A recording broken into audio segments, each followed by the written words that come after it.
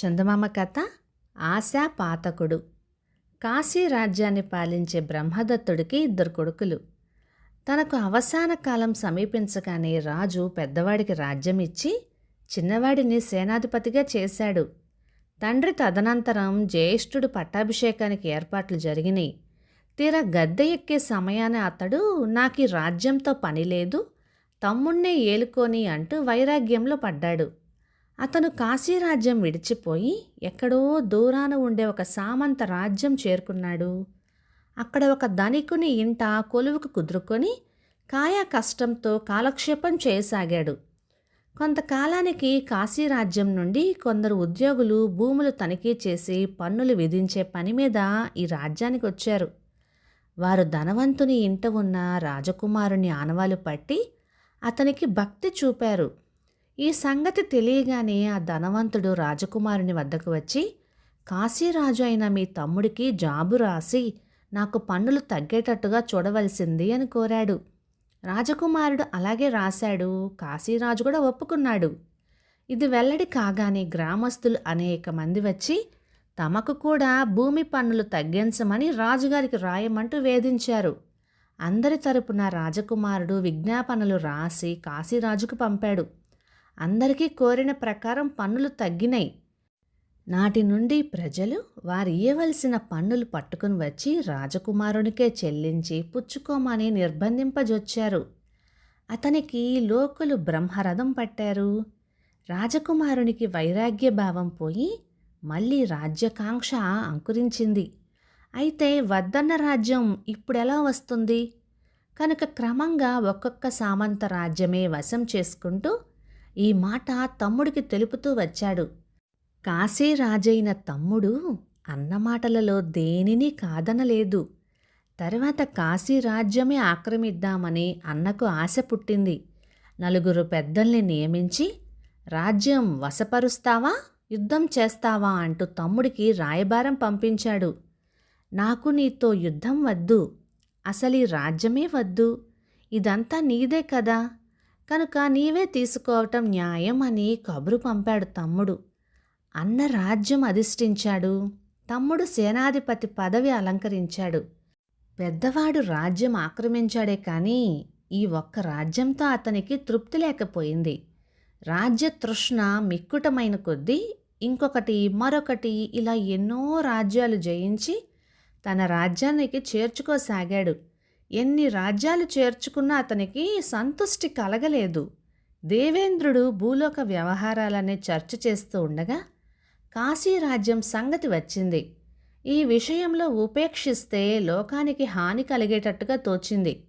అందుచేత పెద్దవానికి గట్టిగా బుద్ధి చెప్పాలని అనుకున్నాడు. ఈ సంకల్పంతో దేవేంద్రుడు ఒక యువకుని రూపంలో రాజదర్శనానికి వచ్చాడు. ఒక చిన్న రహస్యం చెప్పిపోదామని వచ్చాను అన్నాడు. రాజువాణిని తన అంతఃపురంలోనికి తీసుకొని పోయాడు. రాజా, నా ఎరుకలో ఒక చోట 3 మహానగరాలున్నవి. అవి సమస్తమైన సిరి సంపదలతో తులతూగుతూ ఉన్నాయి. వాటిని నా శక్తి వల్ల నేనే జయించి నీకిస్తాను అంటూ ప్రోత్సహించాడు. ఆశతో పరవశుడయ్యాడు రాజు. దేవేంద్రుడు అంతలో అదృశ్యమైపోయాడు. రాజు యువకుని కోసం వెతికాడు.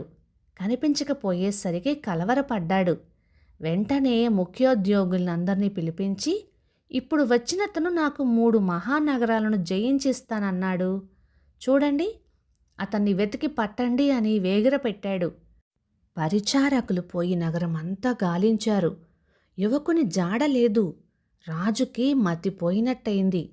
ఈ విచారం ముదిరి మనోవ్యాధిగా పరిణమించింది. రాజు మంచం పట్టాడు. ఎంతటి ఘన వైద్యులు వచ్చినా వ్యాధి కుదరలేదు. ఇదే సమయాన సమస్త శాస్త్రాలలోనూ ప్రవీణుడైన బోధిసత్వుడు తక్షశిల నుండి ఇంటికి వచ్చాడు. రాజు సంగతి తెలిసి కోటకు వెళ్ళి వ్యాధి నేను కుదురుస్తాను అని కబురు చేశాడు. లోపలికి రమ్మన్నాడు రాజు. మీ బాధ ఏమిటి అని అడిగాడు బోధిసత్వుడు. అప్పుడు ఆవేశంతో రాజు తనకు ఆనాడు యువకుడు 3 మహానగరాలు వాగ్దానం చేయటం దగ్గర నుంచి జరిగిందంతా వివరంగా చెప్పాడు.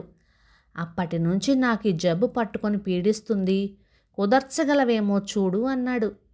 రాజా, ఈ విధంగా మనోవేదన పడుతూ ఉంటే ఆ మహానగరాలను జయించటం సాధ్యమవుతుందా అని ప్రశ్నించాడు బోధిసత్వుడు. లేదన్నాడు రాజు. అందుచేత విచారపడి ఏమీ లాభం లేదు కదా.